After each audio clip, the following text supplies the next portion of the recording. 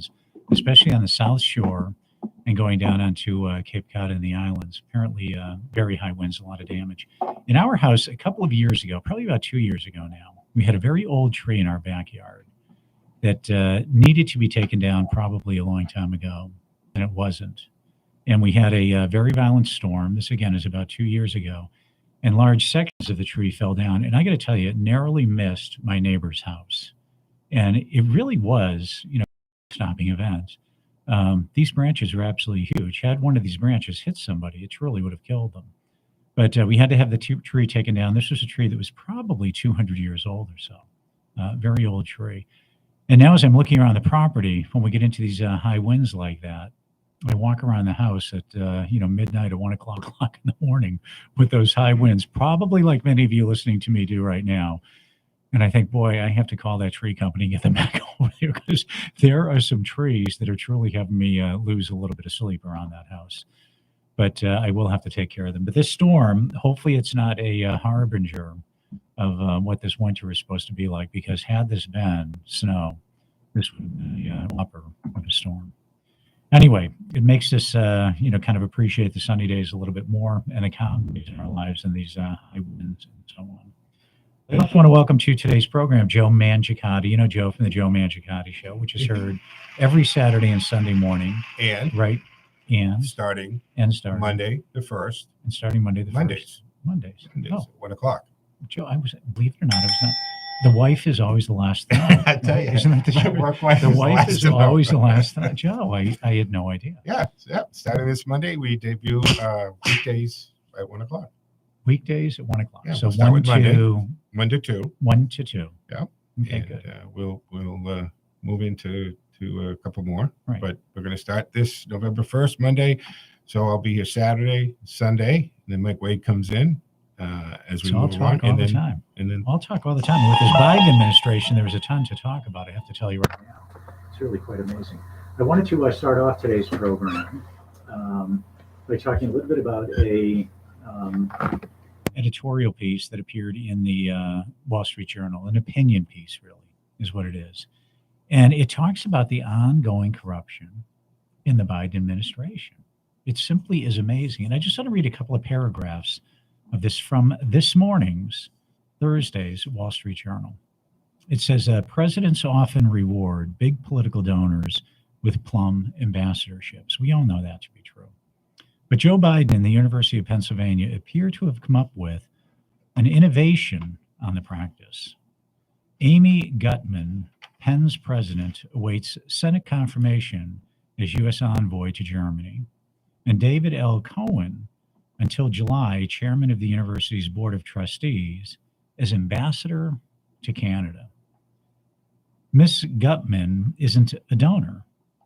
Mr. Cohen and his wife, Rhonda, gave more than $500,000 to Democratic campaigns in general and political organizations between 2017 and 2020. So $500,000 over a 3-year period of time, according to OpenSecrets.org, according to the website. That includes the maximum of $11,200 to the Biden campaign and $50,000 to the Biden Victory Fund, according to the Federal Elections Commission database. Mr. Cohen also donated a smaller amount to Republican candidates. That's obvious. That's the way they always cover the tracks. Isn't that what Mark Zuckerberg does as well? Mm-hmm. You give all the money over here to the Democrats, and then you give a little bit of money to the Republicans to claim that you're even-handed. But here's really the important paragraph in this whole thing. And these are the Wall Street Journal's words. Here's the innovation on this. After Mr. Biden left the vice presidency in 2017, Penn, the University of Pennsylvania, created the Biden Center for Diplomacy and Global Engagement. They created that new thing, the Biden Center for Diplomacy and Global Engagement. And who do you think they appointed to the position of the Benjamin Franklin Presidential Practice Professor, kind of a no-show professor job? So you have this new thing at the University of Pennsylvania after 2017, created after then Vice President Biden left office, called the Biden Center for Diplomacy and Global Engagement. And they appointed as the professor heading in a position called the Benjamin Franklin Presidential Practice Professor. Well, of course, it was Mr. Biden who was appointed to that position, now President Biden, and he was paid personally for his job. So what do you think he was paid? What do you think it was? Do I hear any guesses out there? Can we do the high-low on this thing? We had, for this job, Mr. Biden was personally paid in 2017, $371,159. I was going to say 400,000, so I wasn't too bad. $371,159 in 2017.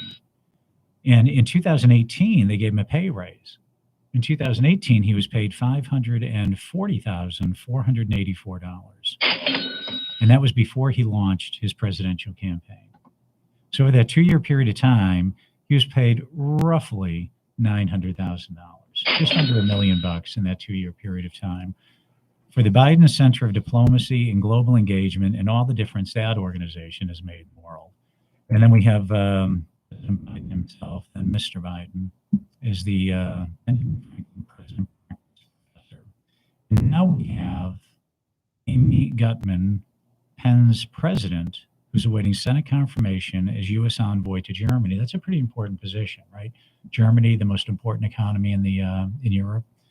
And then we also have David L. Cohen, who until July was the chairman of the university's board of trustees. He's waiting confirmation to be ambassador to Canada, our closest ally to the north, right? Canada. So very interesting stuff. That goes on. And and I do think it's a disgrace right now. When you hear the old expression about behind every good man is a good woman, I kind of think it's the opposite of that is also true. Behind every corrupt man is a corrupt woman. And I do look at Jill Biden now, Dr. Jill Biden, Dr. Jill Biden, PhD, Dr. Jill Biden, these people who, call themselves doctor when they have a PhD. It's absurd. But in any case, Dr. Jill Biden, she's now, hanging Hunter Biden portraits in the White House. This is not the Biden. Yes, that's right, Hunter Biden. This is his theme song. He has smoked a lot of grass and popped a lot of pills, baby. But I will tell you that, this is not the Biden's residence that she's hanging this, alleged. This is the people's house. That's what it is. It's the people's house. This is your pad. It's not the Biden's pad. This is your pad that they're hanging things in. So anyway, the corruption with this family just goes on and on and on. I've never, seen anything like it. And of course, we have the mainstream, commonly called lamestream media. The mainstream media, it seems to be complicit. I don't understand why people don't call them out on this. But let's go to the telephones. We have patiently waiting on the telephone, Joel. Joel, welcome back to the program. Hey, Joel. Hi, Gerry. Hi, Joe. Guys, how you doing? Good. How are you, Joel? Good. I got to say one thing. The three of us have one thing. You and Joe and myself have one thing in common. All three of us are ideologues. I'm of the left, and you two gentlemen, of course, are of the right. But Gerry, you talk about the White House, about Jill Biden hanging portraits of Hunter Biden. What about the fundraiser that Donald Trump held in the White House? As we affectionately know, the White House, like you said on the air, is referred to as the People's House. I mean, you didn't mention the big fundraiser he had before the election in the White House. Isn't that a fact, Gerry? Joel, I think that I think every president, holds fundraisers in the White House. I think that there's a difference between that and taking art, which is very subjective, right? One man's garbage is another man's gold. And in this case, I think most people would classify this Hunter Biden art as garbage. But the old expression, one man's garbage is another man's gold, it's very subjective. I think hanging that in the White House and going out there and trying to sell these alleged, works of art for now, as I understand, they are selling for $75,000 each. It would seem to me that it's obvious, it's blatant, that there's a quid pro quo. It's a form of access. I think that's very different than holding a fundraising that everybody does. And, the fundraising, there are all sorts of laws around that. and people have to abide by the laws and so on. But Joel, I think you would say that there's a difference between the two, right? Are we basically are we bringing it down to semantics, Gerry? There's no semantics with this. I mean, I think that there are rules surrounding fundraising. There are laws surrounding fundraising. There are things you can't do and things you can do. And I think that any fundraising event, stays within their lane, if you will, for that. But to go out there and take pieces of art and sell them, it's very subjective. There are no laws surrounding this. It's clearly, for a quid pro quo. You can have a, novice artist, somebody who has, the art ability probably of a 5-year-old at an elementary school, who puts their hands on a piece of paper and somebody says, I'll give you $100,000 for it. Who's kidding who here? There's no question about that. But Joel, thank you very much for the call. I do appreciate it. I think that there's a huge distinction between those. And I don't fault any politician who is going out there and holding legitimate fundraisers. They have every right in the world to do that, whether it's at the Democratic National Committee level, whether it's at the Republican Committee level, whether it's an individual politician. But that's very different than going out there and engaging, I think, what most people would consider graft. So we're going to take a short time out. This is Gerry Dougherty listening to Political Thursday, and I'm here with Joe Mangiacotti as well. Mm-hmm. We will be right back.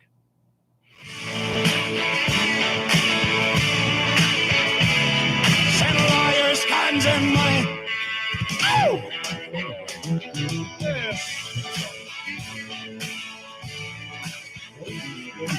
Next round of golf, plan your next tournament, fundraiser, or corporate event at Shining Rock. Whether you're looking to play a great round of golf at a premier course, planning an outing for 144, or an intimate corporate event, our seasoned staff with over 20 years of experience is dedicated to every aspect of your experience. Our pro shop and club pros work tirelessly to help you. You can book your tee time up to a week ahead, 7 days a week. Our event team will make sure your group has a memorable experience. We can customize events to your budget. Shining Rock's #1 priority is the success of your golf experience. Call and book your next round or to speak with our event staff today at 508-234-0400. That's 508-234-0400, or visit us on the web at www.shiningrock.com.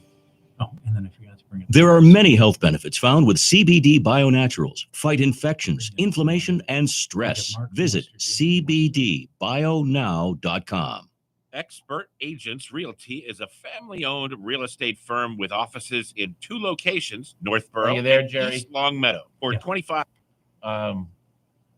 May I encourage you to consider comparing what you were just speaking about breaking the rules of fundraisers, to Kamala Harris speaking to 18 churches and breaking the law with regards to what political speech is permitted in our religious, what is that, Joe? Religious facilities, not facilities. They have a very special word for it.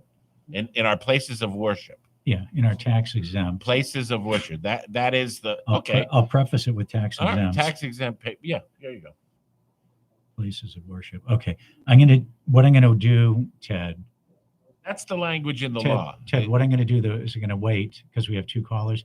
I'm going to wait for somebody to bring up that same topic again, and then I'll bring up the Kamala Harris piece. Okay, so I'm not going to launch right into it. I'm going to remain silent in the woods and then pounce. All right, Mark is next, and then Jim is following. If you look at your screen in front of you. Yep.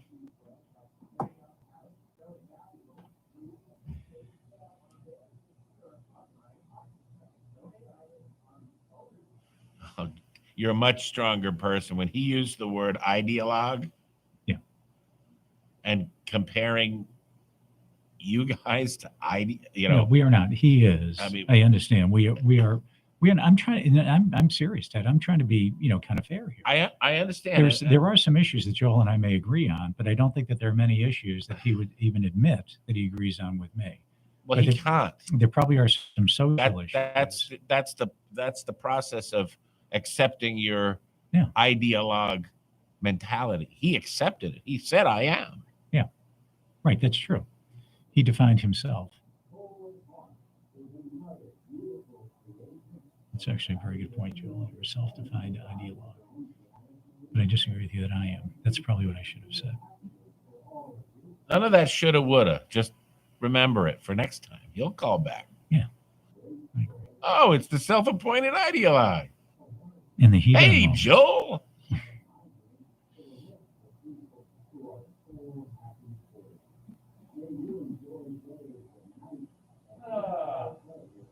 Generations to come. Congratulations, Worcester, and thank you for being such great fans of our national pastime. 30 seconds. You're on your way home and you get the call. We need milk. And how about some snacks to watch TV tonight? Where do you go? No matter where you are in Central Mass or Metro West, you can find what you need at a Yetco Food Mart. Not to mention great gas prices. I know, you told can them to fill up say the that. gas tank and get all your snack needs It's as like well as milk classic and all at 1950s. competitive It is. prices that won't empty the wallet. Yetco Food Mart, serving you best for over 25 years. Yetco. Here we go. Now, Political Thursday continues on Full Service Radio, 830 WCRN. Once again, here's your host, Gerry Dougherty.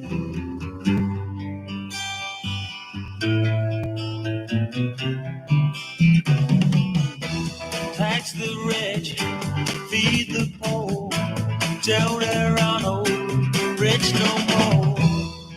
Welcome back to Political Thursday right here on WCRN. My name is Gerry Dougherty, and sitting to my right is Joe Mangiacotti from the Joe Mangiacotti Show. And if you'd like to join the conversation, you can at 508-871-7000. Again, that's 508-871-7000. And Ted, let's go right to Mark from Worcester. Mark, welcome back to the program. Good morning, gentlemen. Good morning. As far as Hunter's art goes, let's not call it garbage. Let's call it avant-garde expressionism at $250,000 a pop. Yeah. No, I agree. It's very, very clever. I will tell you, sometimes it's even, Mark, like growing up in Massachusetts with Whitey Bulger. None of us like Whitey Bulger, and we understand, the guy's a monster and everything. But sometimes they are very, very clever. Some of these criminals are very clever. And this art deal, I'm sure that there are a bunch of politicians and a bunch of politicians' kids and a bunch of politicians' relatives who have said, gee, I wish I had thought of that. Why didn't I think of this? Because it's so subjective. Beauty is in the eye of the beholder. And as I mentioned earlier, one man's garbage is another man's gold. But it's clear what's going on here. This is just, another form of graft. That's all that it is. I mean, it's nothing, more complicated than that. Ted, let's go to Jim from Worcester. Jim, welcome to the program. Good morning, Joe and Mr. Dougherty. Morning, Jim. Good morning, guys. I'm from the left, and I know you guys from the right, but I find it fascinating that when Donald Trump was in office, all his hotels and golf courses, he went up 3, 4, 5 times the amount of rent on his courses. Then he held events on his golf courses. As president of the United States, making millions and millions of dollars off his golf course. Then he went to the G7. He wanted to hold the G7 summit down on his golf course because he said that's the best place to have it in the whole country. Now, how much money did he make out of that? The ambassador from England went over and tried to switch the British Open to one of his golf courses. Do you think that's fair? I actually do, Jim. I think that, I think it's what the market will bear. And if you have somebody who has extreme fame, and I think that anybody would submit that the president of the United States has a lot of fame, if you want to stay at one of his properties, this was the business he was in. And as you know, he also segregated that business. He was very clear during the campaign and had a lot of legal work done on that so that he was separated from it, not making any business decisions about it. But I will tell you, that this stuff goes on. And what I'm more bothered by, Jim, is I'm more bothered by Kamala Harris going to 18 churches, remember recently, and wanting to do some political fundraising at these tax exempt places of worship. I think that's a huge problem on these tax exempt places of worship. So I think that there's a lot to go around that can be kind of misinterpreted. But I think that if you have somebody who was a very successful international businessman and who has segregated his business holdings from the office of the presidency, and if he's given a lot of legal thought in terms of how they're going to do that, I think that by association with the presidency is kind of what the market will bear. And one of the issues, didn't Donald Trump lose one of his accounts when he went out and had someone bid on his own portrait, and that was hung in the White House, his own portrait. He paid like $800,000 for it, and that account was closed because you're not supposed to do that by law. Well, I will tell you, probably the $800,000 came from the savings when he went out there and renegotiated the contract for Air Force One that previous administrations had paid billions of dollars more for. I think Donald Trump was probably the most cost-conscious president that we've had in a very long period of time. He was not going out, and it's a guy. I mean, this is what's great about having a businessman as a president. He goes out there and he negotiates these contracts all the time, and he doesn't take any nonsense, from these companies that are totally ripping off the United States government. We all know this, that we have $5,000 toilet seats and, $500 screws and, $750 nails that are being used in these government contracts. He doesn't put up with that nonsense. So that the guy wants a portrait of himself when he's president of the United States, there's an ego part of this situation. I don't think anybody can become president without having an ego. So I totally understand that. But Jim, thank you very much for the call. 2 minutes. I appreciate your calling as always, and I respect your opinion, sir. But no, I think that there's an aspect to that, Joe. I think you would agree with that. Absolutely. Yeah. Donald Trump being absolutely the most conscious, cost-conscious president. I mean, he renegotiated so many deals from aircraft carriers to airplanes to, of course, Air Force One. And he brought that common sense aspect to it when they said, "Oh, Mr. President, it's $2 billion." He said, "What? No, you could do it for $1 billion and quicker." But he did everything like that. Look at around New York. I mean, how many projects from the ice skating rink that for 10 years and millions of dollars they couldn't do? The golf course in New York. The golf course in New York, right? And now the mayor is the why am I drawing a blank of the mayor's name? Bill de Blasio. 1 minute. De Blasio is taking the name off of everything and triggering a clause in the contract, costing the taxpayers of New York City $30 million for taking the name Trump off of the golf course just because he wants to. He lost the court case about on a morals clause because there was nothing he did. Judge said no. He said, "Well, I want to do it." So now he's spending $30 million to remove Trump's name from the golf course. It's amazing, and that's why de Blasio is not going to be there, but for a matter of hours more practically, Literally. It's amazing. Well, we're going to have to take a short time out for the local and national news at the bottom of the hour. You're listening to Political Thursday, heard every Thursday. That would be appropriate, right? Every Thursday from 10 to 11 in the morning right here on WCRN. And if you'd like to join the conversation, you can at 508-871-7000. Again, that's 508-871-7000. We'll be right back.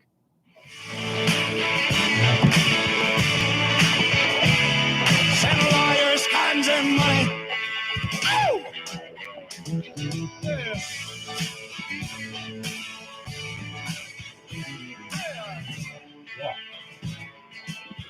I know, but I didn't bring you a fastener for it. I meant to do that last night.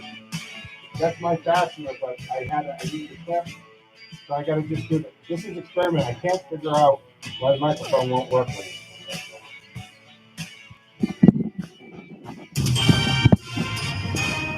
This is Full Service Radio, AM 830, WCRN, Worcester, No, because Metro it's not West. wide enough. I tried it. So I'm going to try something different. Yeah.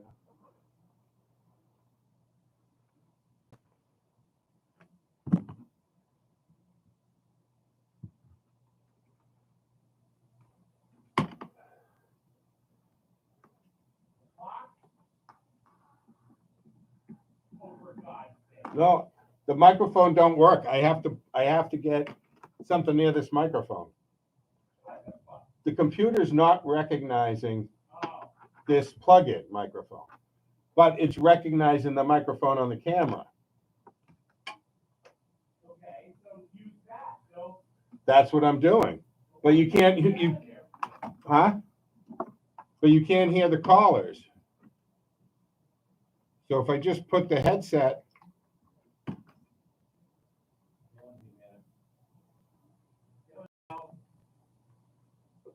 That's like breaking all the rules right there. You're going to get an echo, Well, it's better than nothing. You need two mics to do it properly. Like the Dead did and the phasing of the two mics. Well, what I do, I have that on that. Maybe it'll cancel. It probably has a cancellation. That's what I have on this. Yeah, we'll see. So the lavalier mic goes into this. Then I have a headset wrapped around the lavalier mic. Then I put in foam. Right. It works perfectly, except the computer's not recognizing the plug-in. Can you imagine what Phil Lesh would say about your setup? Oh yeah, we did that already, man. He put microphones on his bass guitar at the top and the bottom, trying to do the phasing with his bass so that he can slam the bass against the amplifier. It's working perfectly. You're coming right through. Now for the forecast from the Boston Independence Group Weather I Center. hear a Call delay, but I Gerry get Dougherty you. today at 772-1776. Retirement is within reach. All right, everybody. So, hey, the forecast is way better than it was yesterday. We still have a little bit of a breeze out there this morning. You're going to find it gusting 20, 30 miles per hour. We have the chance for a little drizzle, but overall, it's looking mostly cloudy as we go through the day and mostly dry as well. It is going to be a cool one, starting out with temperatures in the 40s, and we've got highs just in the 50s. Notice, though, north and west of the city, as you get away from the coastline, we do have quite a bit more sunshine. More clouds in the forecast for Friday. It is going to run dry out there. And then we've got a Saturday weather alert. I've got more on that weekend storm. Check out this news, Thursday, guys. Thursday in New England.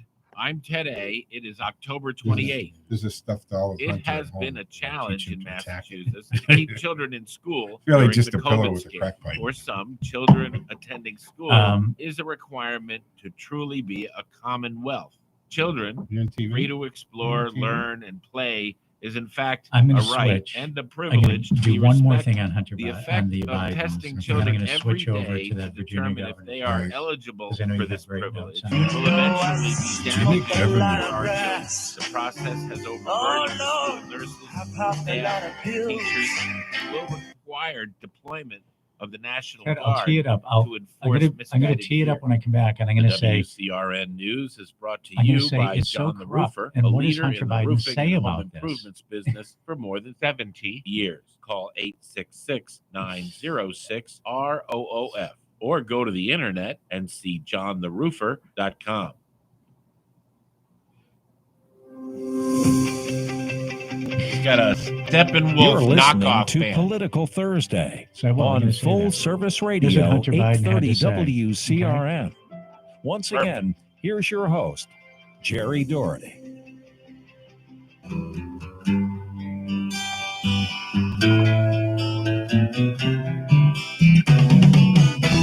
Tax the rich, feed the poor, don't around old rich no more.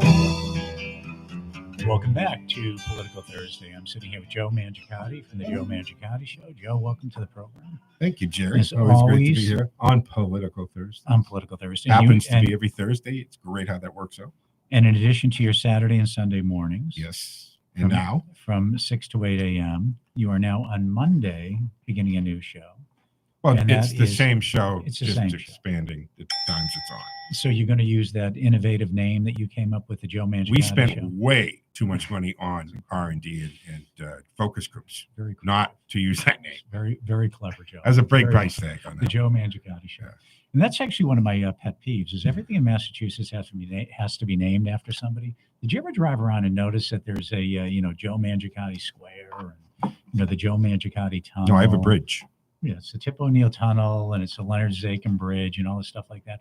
Why don't we just name things in Massachusetts after virtues? You know, I heard Mitt Romney once talk about this, and it is one of the issues I do agree with Mitt Romney on. Is it should be the Liberty Tunnel, it should be, you know, the Bunker Hill Bridge, and you know, it should be when you drive around to a square, it should be like, you know, Freedom Square or, you know, Spirit of 1776 Square. Tranquility Everything Pass. yeah. And who are these obscure people? Like, if people really did the research and they looked at, you know, Lieutenant William Callahan, you know, I feel bad. The poor guy, apparently, as I understand the story, having grown up here, he was killed in World War II, but his father was like the head of the Department of Public Works from Massachusetts or something. That's how we ended up with the Callahan Tunnel. You know, it should really be named the, airport tunnel or whatever it happens to be, something more obscure, but maybe a virtue. I like the idea of all these virtues, and we have plenty of, you know, the Hope Tunnel, the Charity Tunnel, you know, the Philanthropic Giving Tunnel, you know, whatever it happens to be, something that rolls off your tongue. I want to stick for a few more minutes, Joe, with this whole Biden corruption that we've been talking about. And I want to read an article that appeared in the Free Beacon, I think just yesterday. Somebody sent this to me, one of the callers to this program. And in this article, they talk about the Biden administration's decision to grant the cousin of Syrian President Bashar al-Assad, what a nice guy, right? Bashar al-Assad. We're granting this cousin a U.S. visa, and it seems to be drawing outrage on Capitol Hill and generating concerns that the United States may seek, it should say, to normalize relations with Assad and unwind sanctions on his embattled government. It simply is amazing. Ali Makhlouf, I think it's pronounced, Makhlouf, Makhlouf, the son of U.S.-sanctioned Syrian business tycoon Rami Makhlouf, an Assad cousin, was seen in Los Angeles earlier this month driving a $300,000 Ferrari. I'm sure that's the same car everybody in the audience drives. His appearance raised questions about how he was able to obtain a U.S. visa, given his father's presence on the U.S. sanctions list and close relationship with Bashar al-Assad, who was also heavily sanctioned for the mass killing of Syrian citizens in the nation's 10-year-old civil war. So how does this happen? And then it has this picture of this young guy driving around in this $300,000 Ferrari on the streets of Los Angeles with this absolutely stunningly beautiful woman in the car. And apparently he's here on a student visa. So does that sound like it's on the up and up to you? He's getting Joe, a heck of an education. I just want to ask you, does that sound like it's on the up and up? It's purely on the up and up. Yeah, purely I on can't the up. imagine any impropriety involved here, Jerry. Who would You're ever fishing. think? Who would ever think that's not on the up and up? Just simply amazing. So we have art, you know, hung in the White House, painted by Hunter Biden. We have the ambassadorships to certain countries, specifically Germany and Canada, with people from universities who have paid Joe Biden almost $1 million in 2017 and 2018, 900,000, I'm rounding up, dollars, according to the Wall Street Journal. We're awaiting Senate confirmation, you know, and we have Burisma. We have a Joe Biden's, after he left the presidency, that whatever it was, $15 million that he made in a 2 or 3 year period of time. Yeah. Let's not forget the wire from the wife of the mayor of Moscow. Right. Those diamonds that just appeared. Right, the wife of the mayor of Moscow. This is a laundry list that goes on, and that laundry list includes a lot of dirty underwear. I've got to tell you. It's a terrible laundry list. Dirty laundry. Anyway, if you'd like to join the conversation, you can at 508-871-7000. Hey, Joe, let's talk a little bit about the governor's race in Virginia. It's an important race. It's a really important race. And that race, I mean, I think it's kind of it's a referendum on the Biden administration, right? I think so. It's being watched nationally, not because just because if a Republican, it isn't unseating a Democrat, but it is as close as you can become to an incumbent there because you can't be consecutive. So this would be his second term, Terry McAuliffe. And don't forget, Biden won that state by like 10 points. So there's that going on because it's a good foreshadowing for 2022 and even 2024. But the other issue is what became the crux of this election, and that is the school board versus parents. And that's a big issue across. It's tapped into the parents. I've talked about this before. One of the side effects of the pandemic is that parents happenstance put them in the classroom because the kids are at the kitchen table on the Zoom meeting getting schooled while the parents are at the counter, and all of a sudden they're finding out what happened. So for the first time, they had a glimpse into what in God's name is going being on taught here. to the Right. little cherubs. That's exactly it. So now then you've got, the uproar in the school board meetings, which is a huge story because that's a dad and a raped child. That's a whole nother discussion. But the point is that you've got Terry McAuliffe saying that the school is the primary factor in determining what is taught to and what we'll do with your kids, not the parents. That does not sit well with parents. And I think that he absolutely miscalculated that. First of all, he's just wrong. Parents should be the primary factor in determining what kind of education their child gets. Second of all, he doubled down on that before he backed it off. And he just totally miscalculated that, right? This is one of the problems with those very left Democrats. They're in a bubble, Gerry, right? And they're surrounded and they only surround themselves by other people who either kiss their butt or agree with them all the time or look at the world the same way they do. They're just out of touch with what's going on in the world. So you have, you have a lot of these school departments and so on who are in the classroom teaching kids, asking kids, and having deep discussions about what pronoun they'd like to be called by. That's the deep discussion. In the meantime, you have the Chinese who are in the classrooms and they're teaching preschoolers physics. Yeah. They're running circles around our kids in math and things like this. And in the meantime, you have these, supersonic missiles or supersonic, launching capabilities from the Chinese going around the world. And we're sitting around at the State Department and in school departments saying, let's talk about what's the proper pronoun. We took our eye off the ball. Took our eye off the ball. I mean, in China did not. We left the room. We left the playing field. Is what we've done. What happened with that supersonic missile that goes into orbit and comes down? I mean, this is as big as Sputnik in 1957, right? And woke us up then. Yeah. And the thing about this is, if we don't dominate space, we will be dominated via space. And they laughed at Donald Trump when he brought this up a couple of years ago. He created the Space Force for exactly that's reason. What General Mark Milley said. He said it's this is the most important event since Sputnik. And I'm wondering if General Milley's counterpart in China called him just like he was ready to say, hey, we're going to launch a supersonic missile to go around the, do you think he got that? That courtesy call? Fair is fair, Gerry. Right? It's supposed to be a two-way street. Yeah. These are all two-way streets. And we all know China is known for their fairness, integrity. Of course. Guys, excuse me, guys. Sure. I don't have a sarcasm sound effect, so I'm going to work one up for later. That sounds good. Get something from Jerry Seinfeld. Look, I got to tell you, I know that there's an element of humor in this, and I know that we can all get a little sarcastic in these comments and everything else.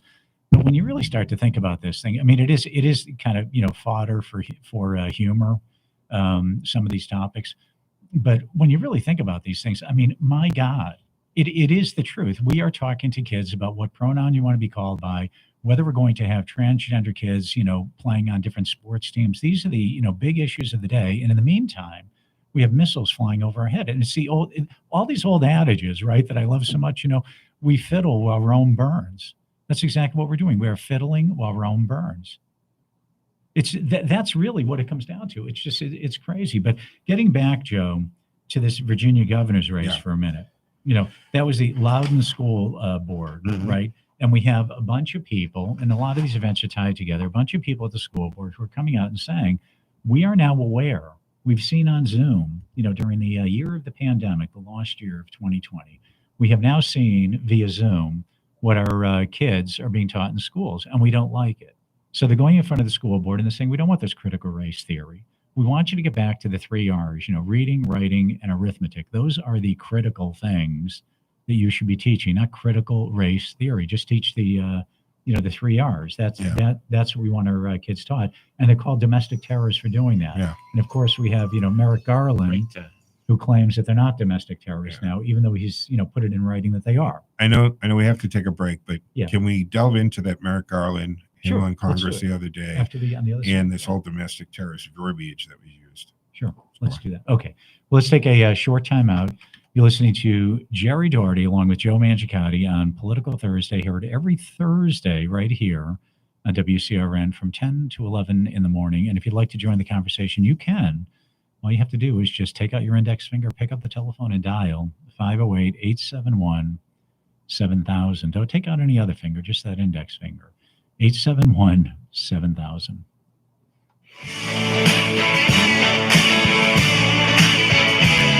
Send lawyers, guns, and money.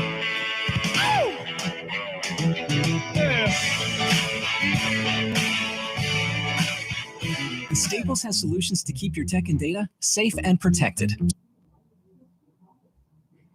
All right. I wonder what Hunter thinks about that. I was waiting. Oh, God, Ted, I didn't get to it. That's right. I'm sorry. Got time. We got time. Well, I'm sure I'll get back into it. Sorry about that. I Did you I see get an the, itchy finger over here. Press release in New Mexico. I missed my cue. What is that when the actors go out on the stage and hit their mark? Yeah. I missed my mark. Sorry about that the Gerry, the Seinfeld theme music show would be a good sarcastic thing. But ding, ding, ding, you go ding. Or just one of those, Oh, you could have Homer saying, "Don't." Yeah, right. Like Homer Simpson. That's the I've sound got that one here. That's the sound I'm thinking of. Oh. No, it's a D. It's a D-O-H. Yeah, D-O-H. Don't. I have that one here. I'll use that one. That's funny.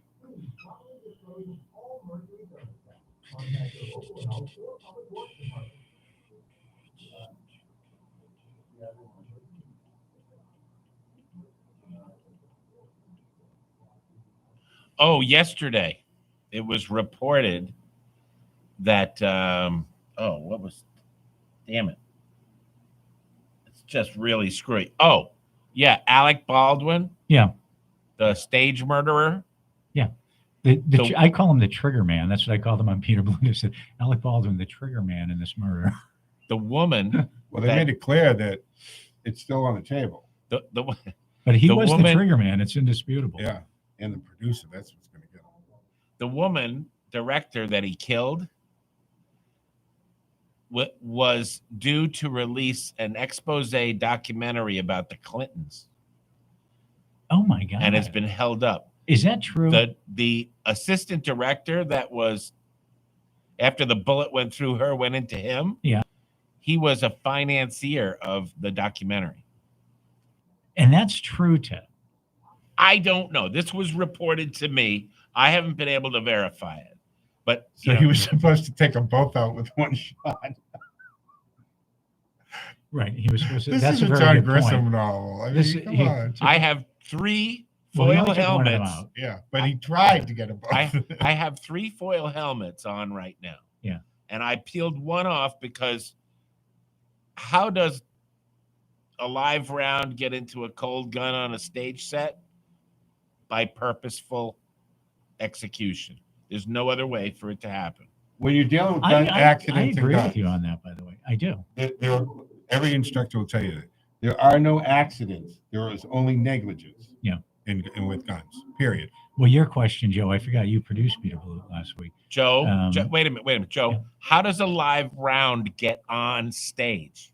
No, that's what he's saying. He's no agreeing such thing with as you. an accident. He's It's only agreeing. negligence. It's not negligence. Well, or on purpose. But Tap the mic for me, will you? Your mic. Tap your mic. Tap it? Tap it. Not that one. Your mic in front of you. Thank you.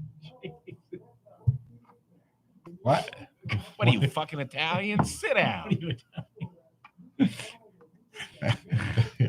I was going to take my phone out and do it. Fill up the gas tank and get all your snack needs as well as I got milk one and word all for you. that Yetko. won't Thank empty you, the Harry. wallet.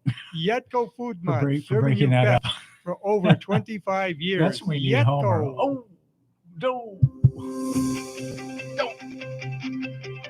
Now, Political Thursday continues on Full Service Radio, 830 WCRN. Once again, here's your host, Gerry Dougherty.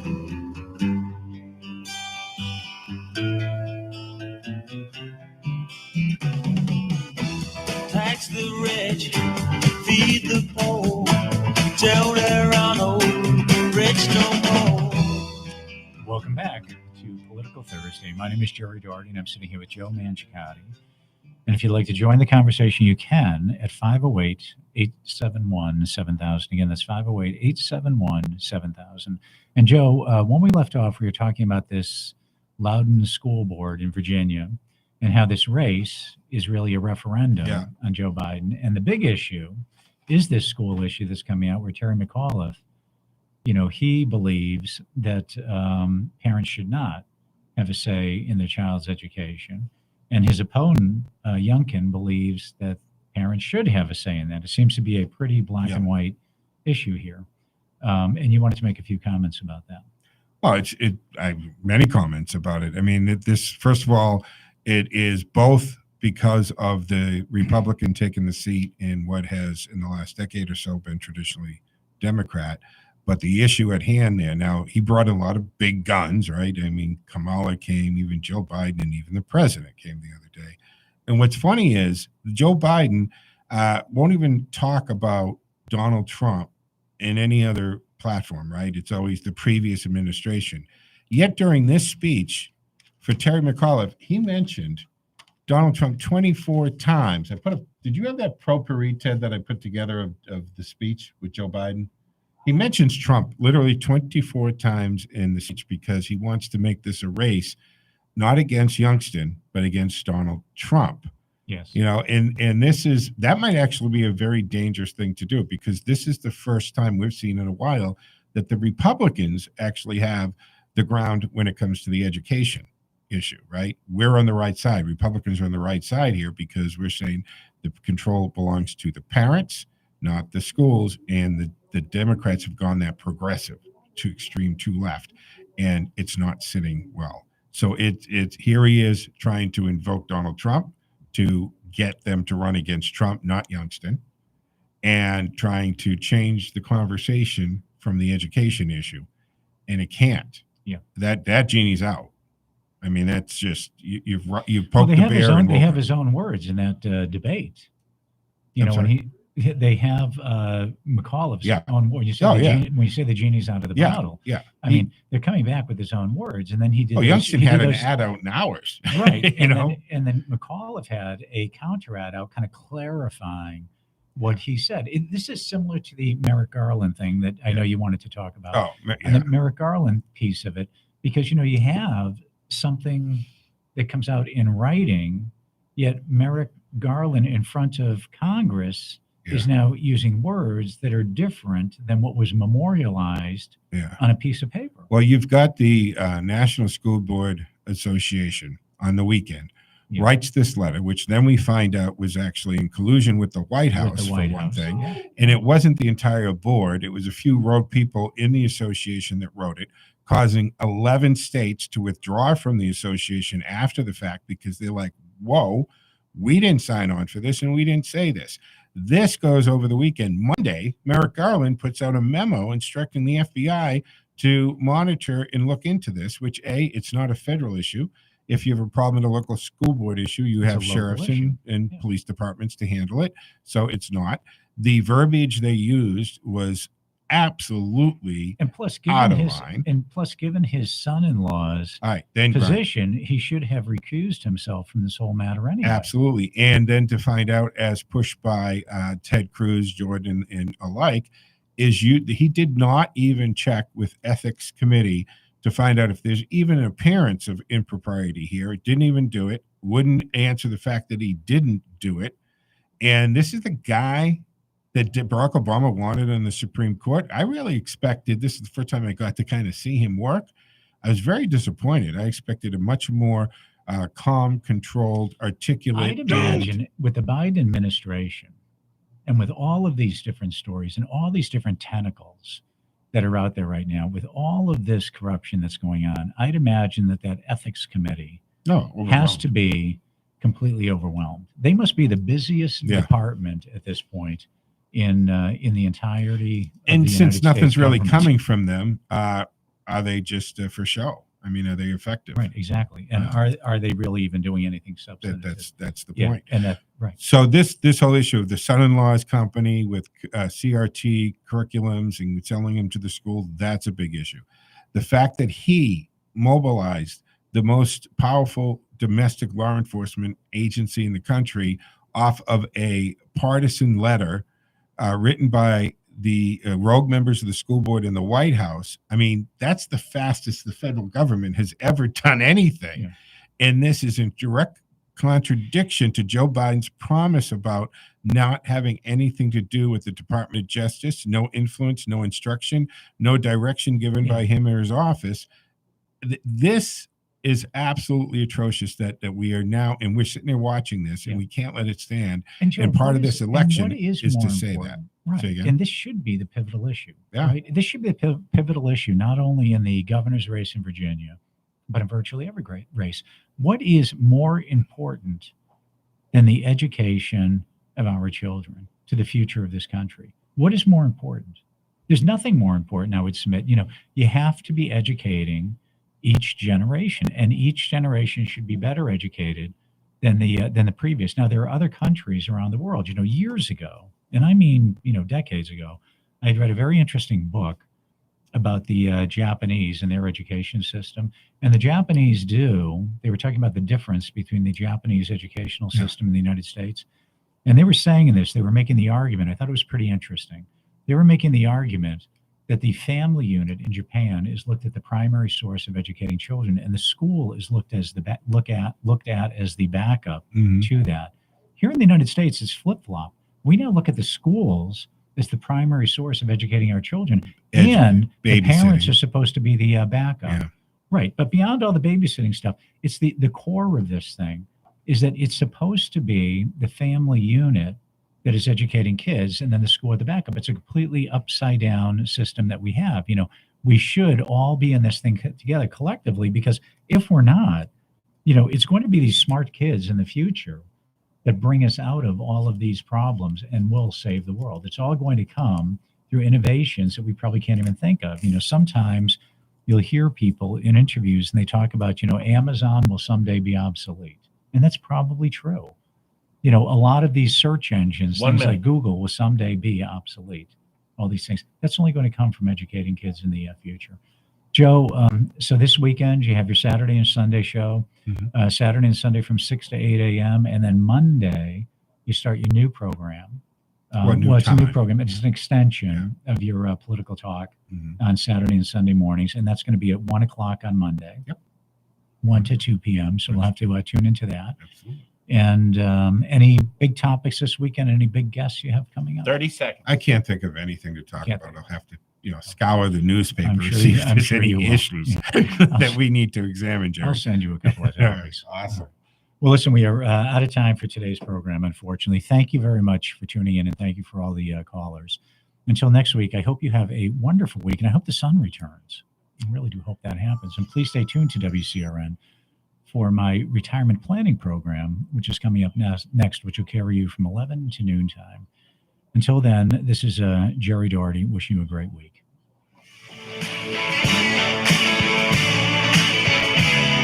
Send lawyers, guns, and money.